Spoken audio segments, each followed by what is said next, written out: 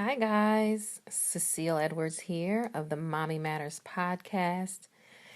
I have to tell you, if you have not heard about Anchor, it is the easiest way to make a podcast. Let me explain. It's free. There's creation tools that allow you to record and edit your podcast right from your phone or computer. And Anchor will distribute your podcast for you, so it can be heard on Spotify, Apple Podcasts, and many more. Did I tell you that you can also make money from your podcast with no minimum listenership? It's everything you need to make a podcast in one place. So download your Anchor app or go to Anchor FM, anchor.fm to get started. You will not be dissatisfied.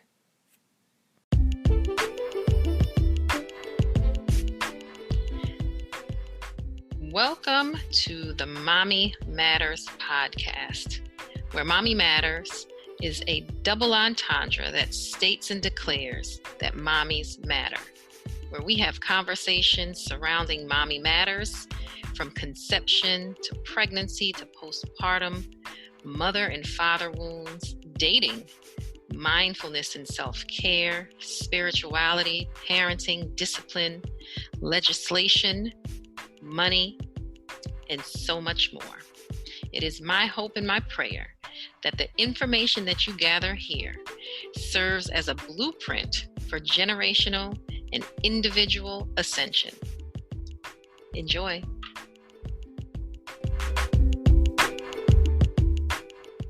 I'll just say this.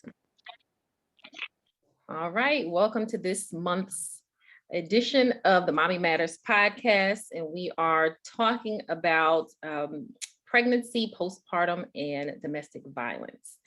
And this month is Domestic Violence Awareness Month, and I, had this epiphany, this conversation after listening to a conversation.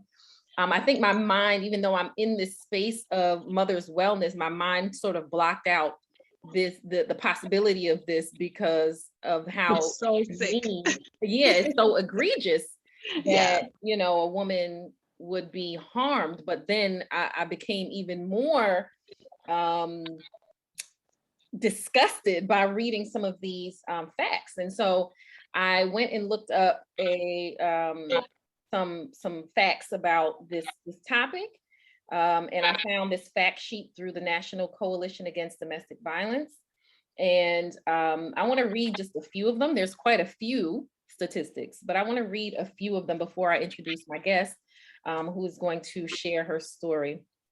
So first fact, homicide is the leading cause of death among pregnant women in the United States. 50 to 75% of women abused before pregnancy are abused during pregnancy. Women with unintended pregnancies are 2 to 4 times more likely to experience physical violence than women with planned pregnancies. In some cases, unintended pregnancies resulted directly from physical violence that included marital rape. Pregnant homicide victims are more likely to be killed with a gun than non-pregnant homicide victims. To me, that means that the job is ensuring that the job is being done. Mm-hmm. Women who are abused during pregnancy are more likely to delay entry into prenatal care. Pregnant adolescents have an elevated risk of violence from their partners when compared with pregnant adults.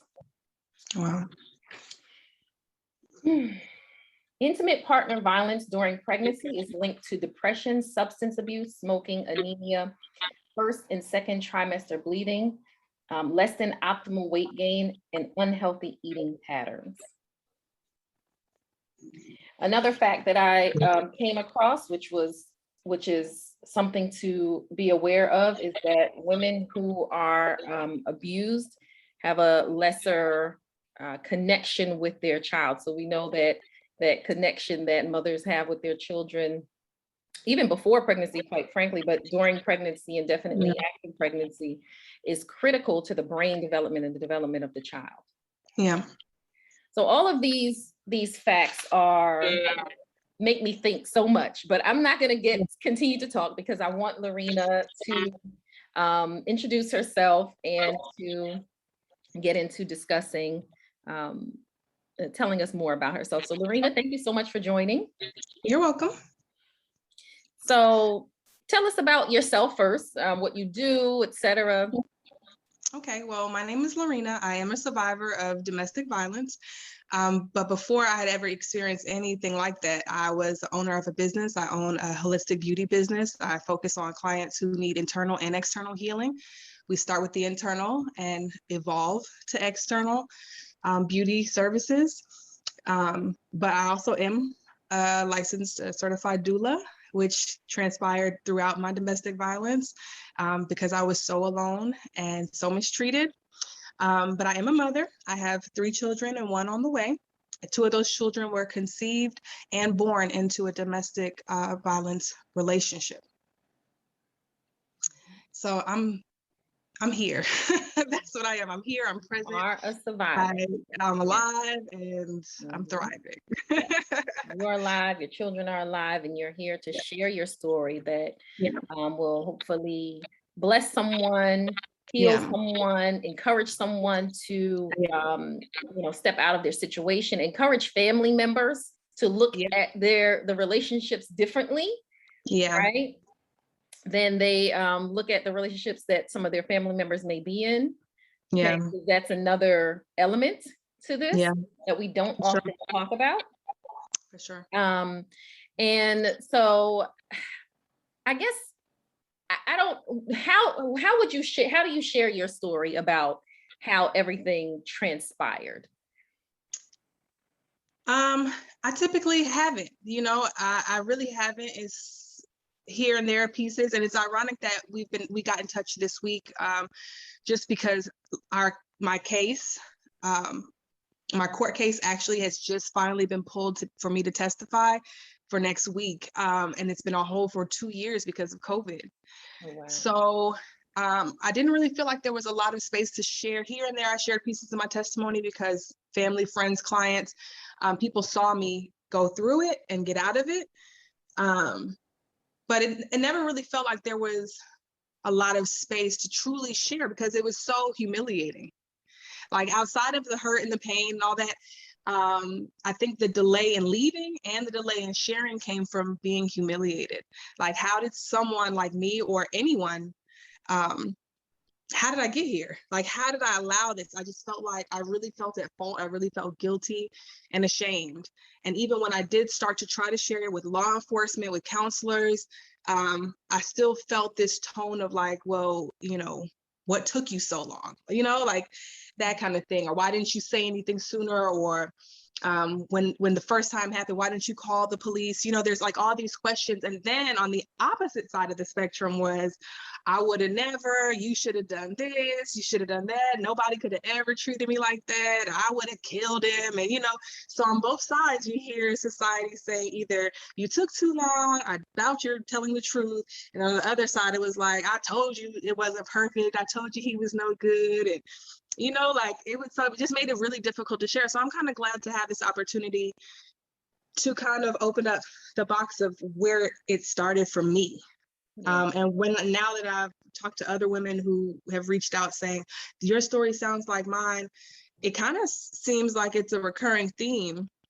They just got caught at the right moment, the right season of their life where they were looking for something in that person, especially abusers. They have this like predatory sense. They know who to kind of target and how much they can get away with and what they can get away with. And he definitely met me at a time where, I did want somebody. I wanted to be loved. I wanted to be in a relationship. I was a successful business owner. My oldest child was 10. I had been married and divorced already, had suffered several miscarriages within my marriage.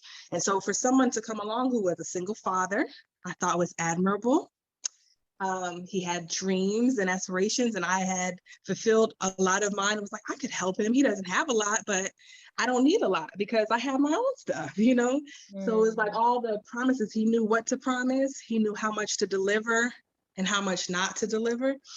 And it just seemed really strategic.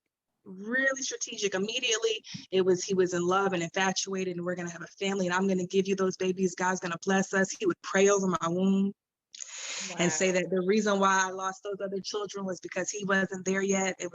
I was destined for him, and all the things that especially a woman at the time of my life wanted to hear. Like, yeah, you're right. You know, it's just going to be me and you now. And as soon as I was pregnant, as he proposed, we're going to get married. And literally, once I got through like that first trimester, he just knew I got her. I gave her everything she had been praying for. She's not going to leave me. And anytime I tried to leave, he would try to take my baby. He filed for custody of my newborn child when I tried to leave. He's taken her. He's threatened her life, threatened my life. And it just continued to go on. But because initially it wasn't violent in the sense of physicality. It was tearing up the house. It was taking money, taking my car and leaving me stranded, or lots of cheating, lots and lots of cheating. I was pregnant, so if he liked to smoke cigarettes, he would like roll up the window and dare me to roll it down if I was in the car with him. I'm pregnant, or I have a newborn at the time, and you're smoking cigarettes, or you're not, just, it would start with things like just trying to see how much I was willing to fight him. He was a professional boxer. I wasn't going to fight him. I'm not about to fight you. Right. We grown, just let me go. And then it got increasingly violent the more I would try to leave. Okay. Yeah. Oof. Let's take a moment to pause and breathe with that. Yeah. Oof. Yeah. Yeah. Because, yeah. So how did the relationship accelerate quickly, you would say? Like, oh yeah, faster than I would have normally allowed. But I think too, once you're like in your 30s and you've kind of established, it's like either we know or we don't. It's kind of this concept, either you want to be together or you don't. Like, yeah. Yeah. And not to the point where it was like, okay, you're doing too much. It was like, this man knows what he wants. And really, he definitely used being a single father. I had no idea what the circumstances were or why he had those children, but he absolutely used that to pull on my heart. Their mother left them. All I wanted to do is create a family. All I want is a mother for my children and a wife to stand by me. Very, very good, very good. with mapping out a future that sounded reasonable, So it moved very quickly. We met in March. By May, he was asking me to have a baby, and I was like, I don't think I can do that. Like this is my history. This is my experience. Oh, don't worry. He started to pray over me and convince me that if I give you a baby, that means you got to marry me. I'm like, well, I'm not going to marry you unless I know I could do that, because I don't want to let you down. I don't want to feel like I can't give you something that you're saying you really want. So immediately I got pregnant the first try, and I was still scared that I wouldn't make it past the first trimester. So he waited till after the first trimester before proposing. And once I made it through, he proposed. He was at every single doctor's appointment, but he was unemployed. So he had the time. And he was abusive. And so there was only one instance where he wasn't at an appointment with me, and I reported the abuse to the doctor who showed up at the time to that appointment. The next appointment I went to, he was with me, and the doctor came and said, I thought you were leaving the state. I thought you were looking for safety. I thought you needed your medical records. My doctor. Wow. So no anonymity, no understanding of the realities of domestic violence. And this is something that definitely is something that needs to be considered when we're talking about maternal wellness, because many women, the statistics tell us that many women do not report. First of all, the doctors don't ask, right? They don't. And so women do not report. They may not even see it as something that they can report to their doctor to receive help. And so this is a testimony that you can report and you should report, but also for doctors that There has anonymity to is be absolutely education. There has to be critical. some education there, because that instance put my life in danger. Yeah. I put my baby's life in danger. I was 8 months pregnant at the time. Was it a male doctor? The doctor who I told was a man. He actually was the emergency physician when I delivered my daughter. Now I was pregnant with my son. And so when he came in the room, because I had an emergency appointment because I was trying to get away. And so he happened to be the doctor there. So he came in, he was like, what's going on? And I told him, I was like, I need my medical records. I'm doing like a month. So if I have to leave and go to a different place, I want to make sure I'm still safe and cared for properly according to my medical records. So he printed off all my medical records and everything. A couple weeks later, after the partner convinced me to stay, at least let me see my son be born, and all the crying and the fiasco, of it all.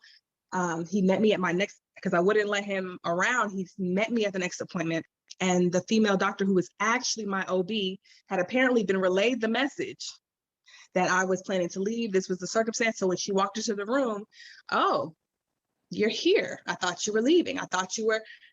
And he's sitting there next to me. Okay. Wow. Yeah. Completely unprotected. This is definitely shining light on something that needs to be included in the conversation around maternal wellness, maternal health. Literally, I have not heard this as part of the conversation yet. And trust me, I've been in a lot of conversations. And so thank you so much for sharing that perspective.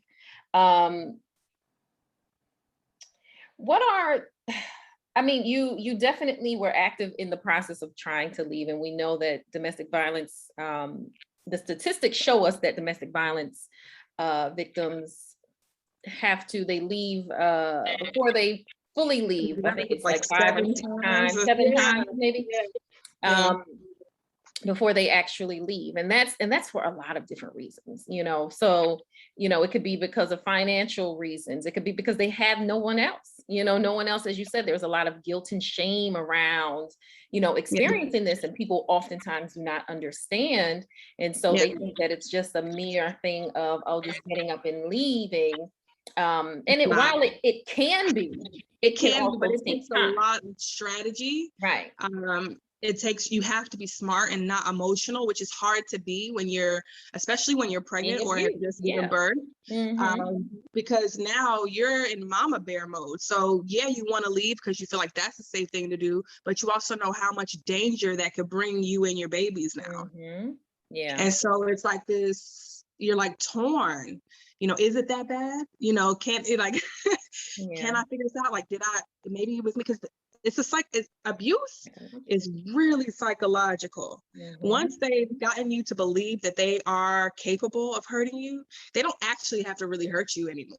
Right. They can continue to use the times that they did to make sure you stay in line, so to speak. Because like what you just said is key. You said, maybe it is me. Yeah. When you start to question yourself like that, it's like they take over your mind. They can make you think crazy, like it's you. And then for him, like I said, he was a professional fighter. And so he never hit me in my face I was never bleeding, not until the very last attack where I finally got away. But he would always say, I didn't break anything. I could really hurt you. You think I hurt you? I'm a licensed fighter. I can hurt you. You're not hurt. Wow. How am I not hurt? I'm literally bruised in every place that people would never guess to look, Right. Wow. And then with the actual, throwing around, the first time he ever actually balled a fist and punched me, I was 7 months pregnant. Wow. Yeah. Trying to bite me, physically attacking me. I was 7 months pregnant. So now I'm okay, where do I go? Where am I supposed to go? The thing is, where I live, I am 1,000 miles away from my immediate family. So I've created a support system here, but this isn't where I can run to my mom or run to my dad or my grandma, my sisters. Nobody is here. one of my brothers is in prison, and now my twin brother is deceased. So he would challenge me, like, who are you going to call? I'm all you have. Yeah. You know, and when somebody for 3-4 years is saying it, like, constantly, and then when you do feel alone, you do feel like, you're right, I don't have anybody to call. And even if I think of calling these people, I'm going to put them in danger. This person will hurt them because he's hurting me, and he actually has a relationship with me. He doesn't care about them. What's going to stop him from hurting my mom or my sisters? Yeah. You know, so it's like you're stuck thinking about everything except for the effective ways of actually getting away. Right. That's critical right there. This is why when people do help people who are escaping, the plan that they help them create is liberating for them. Yeah. You actually can think of, what do I need to do? Okay, I need to copy these paperworks. I need to save up some money. I need to, so you have something actionable going on. That doesn't make it less worse, but it does say, if I need to get up and leave in the middle of the night, I have what I need to have, Yeah. Wow. Yeah, that isolation piece. I know that a lot of people have been talking about this Netflix movie, The Maid. And a lot of what you're saying is so in that. That thing is so triggering, and the thing is, what I appreciate about it is that he never really, like, how some movies you see abuse is like this drunk who's slapping her around, and it's very, like, graphic, right? But nobody really ever talks about the mind games, the using the child as a pawn, the addictions and things that the partner has. And so you feel like this trauma bond. A lot of times this abuse starts with trauma bonding with people who you think you can save or fix. And a lot of times you see a darkness in them that you can identify, that's something you've experienced, and you wish that you had someone like you to stick by you or to help you through it. And so you stand by monsters who really don't want help. They're nothing like you in the sense that they don't actually want to heal or be helped. They like taking anything they can get. They're like vampires, Right. And when you challenge their lifestyle, or you need help, or you need healing, or let me pray for you, or whatever it is, at one point I took him to the river and washed him and gave an offering to Oshun, honey. He needs help, he needs love, he needs whatever he needs. He can't keep touching me like this, right? So y'all ancestors better do something with him, because this is getting to be too much, Right. But he didn't want no help. He didn't. He thoroughly enjoyed being a womanizer and an abuser and taking everything he can get. And he absolutely felt entitled to being cared for by women with he had the most bitterness about specifically Black women and what our responsibility was to him as a Black man in the world. How was his relationship with his mother? Sick. She still lives with her. He's almost 40. She helps raise the children. He never worked while we were together. He has not had a job since I've left. It's been over 2 years. So for at least the last 7 years, he's had no employment. I feel bad for the children. Absolutely. That have to. I was raising those other children. And that was another thing. From the first time I even met his children, his daughter was about 6 at the time. And she asked me from the first meeting, could you be my mother? And that sounds cute to some people. That doesn't sound cute to me, because I told her, you have a mother. She may not be here right now, but I don't know the circumstances of that relationship. So I'm not going to like bandwagon him saying that, she don't want you, she don't love you, she abandoned you, because I don't know the truth. So if you're asking me, you don't know me, baby girl. I'm here for you in whatever capacity you need me in, but I'm sure your mommy loves you. And that's certainly a red flag for sure, especially if you ask the person that you're with, like, what would make that be something that, Well, because he was training them. I found out through time that he was training them and asking, well, which girl should we stay with tonight? And which one do you like the most? And who should, yes. and telling them what to say, and they would get in trouble. At one point, his middle son was calling me by the wrong name, almost intentionally, I believe, to kind of let me know what was going on, because we were really close. We had established a serious bond, and they would get in trouble if he felt like their behavior was going to interfere with me taking care of them or taking care of him. Wow. Yeah, very manipulative, very controlling. Even when the mother who lives out of state would call to talk to them, he would sit in the room, control the conversation, take the phone. And it wasn't until after I left the relationship that I learned that he used, like fraudulent documents to gain custody of them. And she had been fighting for 10 years. Now it's been 10 years to get custody of her children back. Him and his mom had conspired to take the children away because she wanted to leave. She has not had custody of her children for 10 years. And so he would use that tidbit. He would use that when I wanted to leave. He's filed for sole custody. When my daughter was 3 weeks, he filed for sole custody. When I had my son, when I went to the police about the abuse, he would file for sole custody. His mother would fill out the paperwork for him. She would hire the private investigator to try to track me down. And yeah, his mother was, so when you asked about the relationship with the mother, it's just it's strange to me because he feels like she owes him. He treats her horribly. He talks about her horribly. She talks about him horribly, but they are inseparable. They are definitely in cahoots when it comes to taking down, the women. For sure. That is deeply disturbing information for so many reasons. However, it is something to learn from. Absolutely something to learn from. I am, sorry that you experienced that, you and your children, not to mention your oldest child who was there seeing all of this. Yep. Right. And what was the experience like for him or her? Her. Yeah, she, that one there, she's a different spirit. Right. So I thought that I was doing well since, he wasn't acting out in front of her. He would act out in front of little ones because they were too young to know the difference, so to speak. Right. That's what I think his mind frame was. But she had never actually seen him physically hurt me. She just saw the disrespect. And she didn't like, he would come into the house because we didn't actually live together. He would come into the house and she wouldn't speak, and you need to beat her. She's disrespectful. She don't speak. And I'm like, hey, just speak. And she's like, and initially she wouldn't just come right out. She'd be like, I did speak. But after a while, she was like, yeah, no.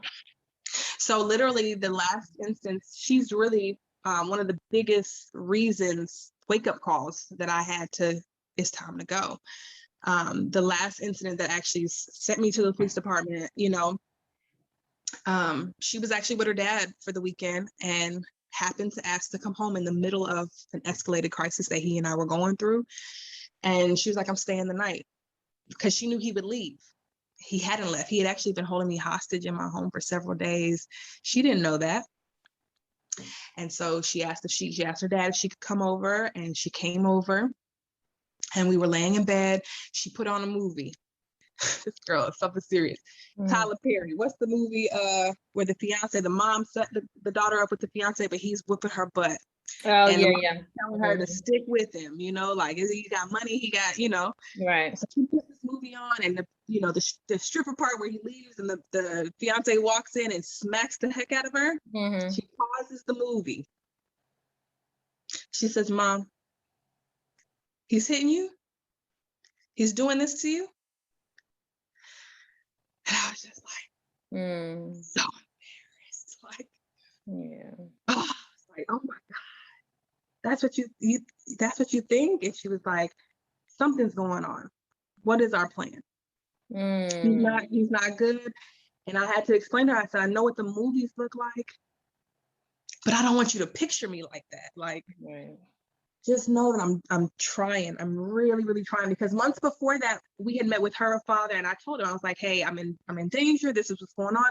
I need you to take Caden for a week or so until I can get out safely. And then when I'm in a good situation, bring me my baby, you know, but Yeah. I just don't want to try. I don't want her to be in the middle of this. And I don't really have anybody to take the babies, but you're her dad. I need, if you were never there for me before, I need you now. Yeah. And so she knew that there was something going on, but I thought that I was protecting her by her not seeing it actually with her own eyes, but she knew. She saw the bruises, and even the other kids, you know, after the fact, they were like, yeah, we saw it. You kept saying this happened and that happened. We knew the truth. We know our dad, you know, but it was her letting me know that this is not okay. Is this what's happening to you? What are we going to do about it?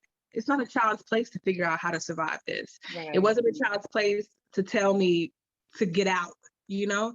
And I feel like that impacted me so deeply. I was like, oh yeah, within 2 days, she left the next morning, and I just started to make a plan. Because of course he slept outside my house. As soon as she was gone, he came right back, you know? And I was making a plan.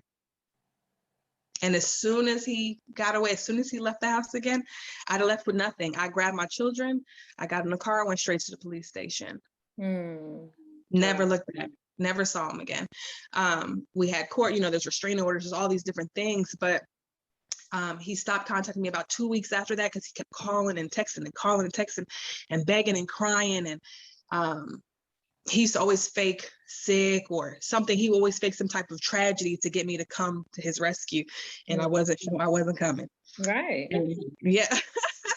So literally after about 2 weeks, he completely stopped contacting me. And it's been 2 years. And our case just came up for trial. Our case is actually next Monday. Okay. Yeah. Well, I am, you know, the energy moves the way it's supposed to, you know what I'm saying, in terms of how it happened that you had to get out, you know? Yeah. Because, you know, it was time to happen, so it had to happen the way it happened. Yeah. Yeah. Know? And I'm glad that it did, and that, you know, he left you alone, and that your daughter was who she was enough to be able to speak the truth, you know? To speak up, to know that she could say that to me and I could take it like, oh damn girl, you paid attention. Because even one of the statistics you read about the bond between the children and the mother during crisis like this, it was actually the opposite for me. It had intensified because I was so protective over them, you know, and I felt so bad for picking him to bring them forth, you know? And so I even now, you know, people see like these my babies. At all costs, these are mine. And I have to protect them. Definitely. I'm glad that you said that, because that's always the conversation we have around, you know, statistics. It's like, it's the statistics and then it's the story, right? Inside. So, you know, don't let the statistics fool you into thinking that that's it. No, there's so many other layers to a particular story. And I'm so thankful that you feel empowered enough to share this. There's so much here to unpack about, you know, domestic violence, about what to do. If you were to give women who are pregnant or postpartum experiencing this any advice, what would it be? Survive. Whatever that looks like, because like I said, when I was making those attempts to leave and things like that, it felt like everybody had the answer, and that either I was being too weak or too strong, or, you know, but at the end of the day, all it truly came down to is what I thought was the best way to survive with me and my babies in tow, right? So you have to be strategic, you have to make a plan, but it all has to not be about revenge or hate or the emotions that you really want to feel and expose. It has to be survival. Every thought has to be about, if I do this, will I survive? If I do that, will I survive? If I try this way, will I survive? What is the best way to survive this? Because most women don't. They don't survive. And if you don't survive and your children are left behind, what will happen to them? Because especially for the state of Texas, specifically where I live, you know, I know women who bring their abuser, their children, every other weekend and on the holidays. because there was no actual physical abuse to the children that was witnessed, right? So you have to survive so you could tell your story, so you could protect your children, so you could live a life that you are promised. This is not, what I went through is not what God had promised me. It's not what any human being deserves. But I had to, once I was just focused on surviving and not trying to make it work or fix him or fix myself, or literally survive. Yeah. That's it. That's it. That's all. Survive. Get out. Get the hell out. Right. Yeah. Wow. Because it's going to be hard for, especially if you're pregnant or postpartum, it's going to be hard to do any healing when you're under that darkness. Right. Because somebody's always intruding on the healing, always breaking it down and starting you over. There is no peace there. If you watch the movie Made, there's a part where she's like sunk into this dark place and she's just kind of like floating through, you know? Yeah. You get to that place of like, what's the point? Like, how is you just get defeated? Like, how am I going to make this work? Because that person is like a constant figure, always like a shadow in your life. Once you survive, you can do it. Listen, I went and laid on the beach for weeks with my children. Okay. You know, I went to my hometown and I ate my rice and peas and my plantains and my oxtails. I got full. I laid under the sun, and I didn't connect with anybody. I took that time to spend with my children, bond with my children, and make sure that our hearts were at peace, that we weren't scared anymore, because we were terrified. Yeah. Especially my oldest. Her biggest fear was that I wouldn't survive, and he would get her younger brother and sister. Yeah. And treat them the way he treats those other children. I had a responsibility to survive. And I did that. And I want every other woman that is experiencing childbirth and postpartum, just get out first. Make that your priority. You will be able, your children are your children. They came from your womb. You'll always be able to mend whatever you feel like you might have disengaged or broken during that experience. Yes. It's not your fault. It's not your fault. There are monsters in the world. There are people who target you specifically, who are predators, and they know how to make you second guess your gut, your intuition, what's right, what's wrong. Yep. They manipulate you. You can't be in your right mind. You can't even be a good mother to your children in that situation. So the first and foremost is to survive. Yeah.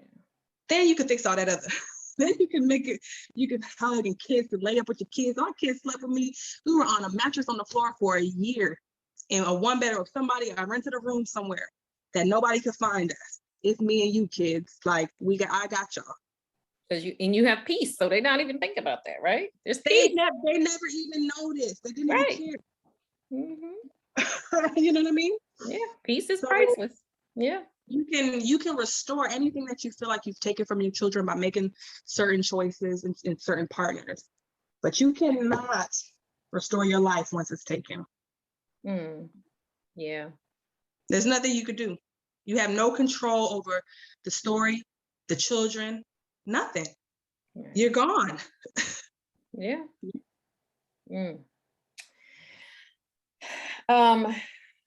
Yeah, I think that's potent information, especially the part about, you can amend the relationship between your children, right? Because you have more, for lack of a better word, control over that.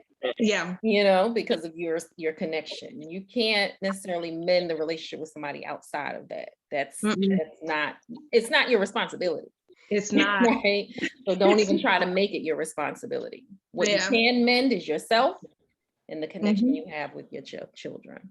Yeah.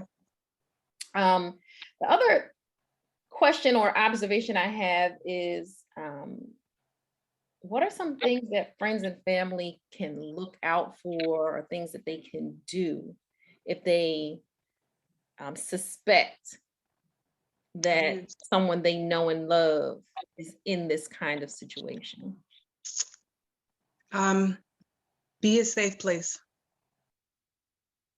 I think what I needed the most was somebody to say, bring them kids, y'all come on. Bring them kids, y'all get out, come on, I got you. Where are you at? I'll come get you. But But that fear of like him knowing where I was and things like that, kept me from really wanting to ask or putting that burden on somebody. So the only true help there is, because women have, the reason why it takes so many times for victims to leave is they have to want to leave. And a lot of damage is done so deeply that, like you said, they just kind of go back and forth feeling like this is it for them, like they can make it work, or I can't leave because where am I going to go? But if you have somewhere to go, if you have family and friends surrounding you that will show up and actually create a solution for you and not just gossip or talk about you, they actually say, y'all can sleep on the couch and we'll find this. I found this shelter. I found this counselor. I found, there's resources to help you, and there's real solutions offered. Otherwise, a lot of times it's just mouth play. You need to leave him. He ain't no good. Where will I go? You're not gonna open your home to me. You're not gonna come pick me up and tell him to bag back. Ain't no uncles and cousins, nobody showing up, But as a community, I think that it really boils down to, a lot of times these people are cowards. These men are cowards. I was gonna say, I wonder if, because I don't know if I've ever heard of instances where the abuser has tried to actually attack somebody who helped the woman. I don't think that I've heard that. I'm not saying it doesn't happen. I've heard it personally happen. It does happen sometimes, which is why there is a real fear for people who are like not wanting their family to get hurt. But more often than not, in more cases than I can even count, when I've talked to other women, when they had a male influence or a strong masculine energy, even if it was like an auntie, uncle, an auntie or cousin who had a strong masculine carry that gun situation, and they pull up, and I wish I would type of energy, where they most times they back down.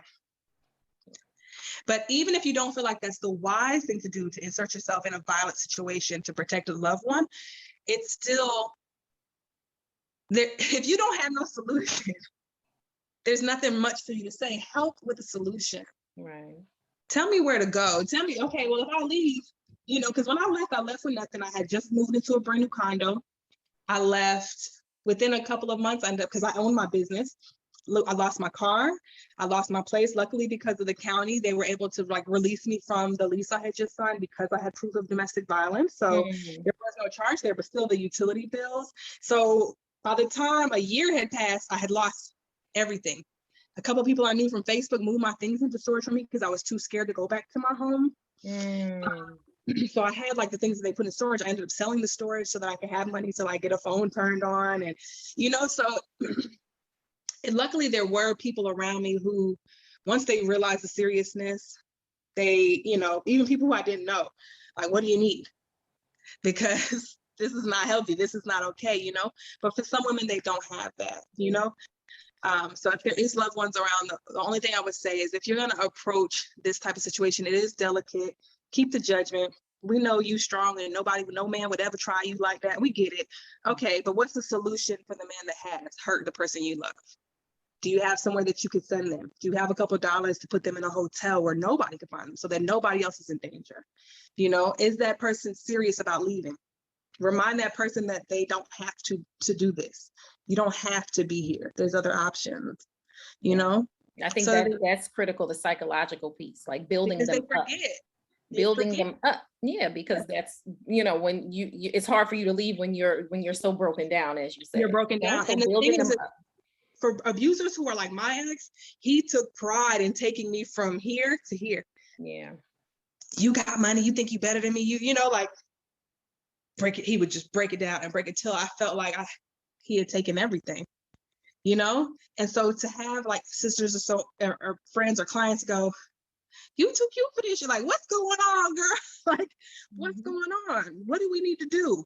So by the final time I came to work and we had just had this huge altercation, I had a client. She didn't know me. She was my client. She would come every couple of weeks for her lashes, She pulled me into my suite and said, okay, what do you need, a flight? Because I know something's going on. You don't got to tell me. I know what this looks like. What's next? And we sat in that room and we made a plan. And within 2 days, I was gone. Never saw him again. Wow. But she had solution. Right. And she made me feel like it was possible. Right. what do you need? Because I felt like I was like, how am I going to do this? Like, that's what I would obsess over. How am I going to do this? I just didn't know. I felt like he would take the children. He would hurt my children. That was the constant threat. And so I don't want you to hurt my children. And he absolutely did file. He did file to take them from me, but with no success so far. So.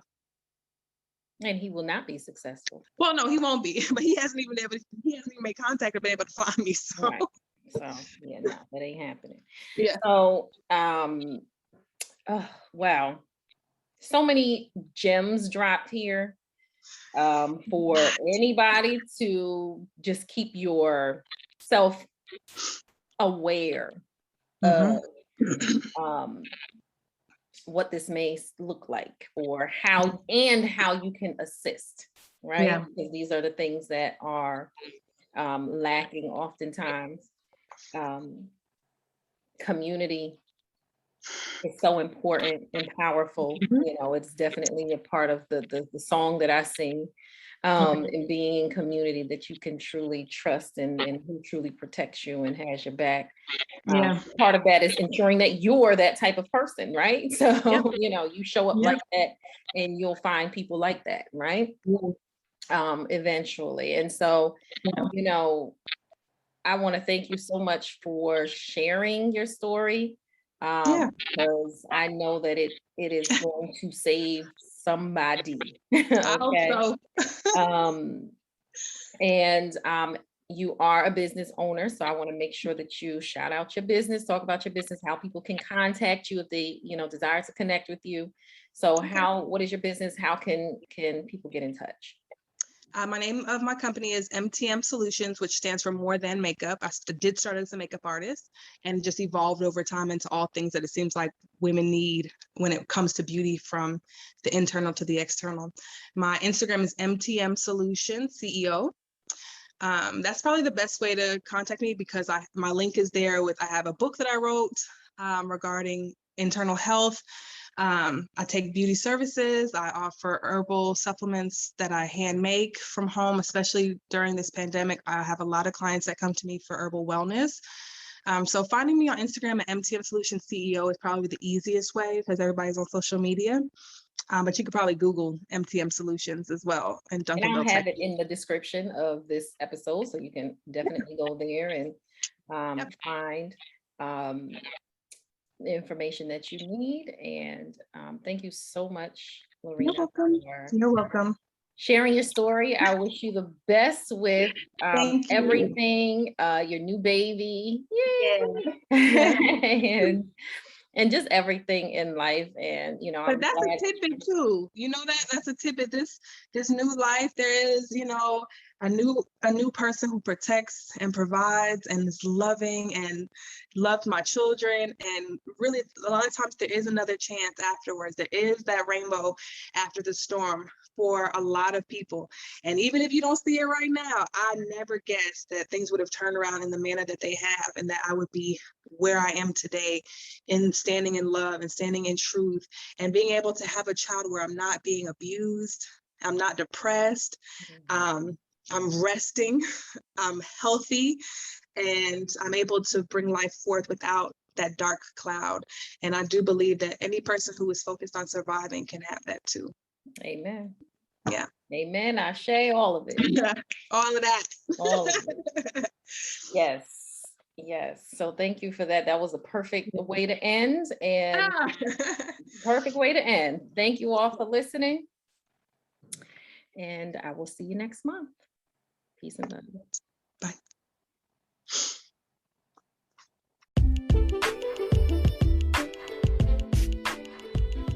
Did you like that? I know it was as informative for you as it was for me.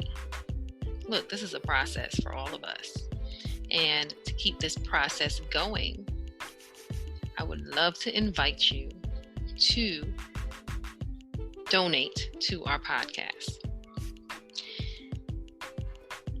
We want to continue to give you high-level content, beautiful content that enlightens and inspires and broadens your vision to elevate you and evolve. So please feel free to go to the podcast page at anchor.fm/Mommy Matters. We would love to hear your questions and comments as well, so that we can discuss them in future podcasts. And you can email that to momevolve@gmail.com. You can also visit the website and send your comments there, www.mommyevolve.com. And I look forward to seeing you in the next episode. Peace and love.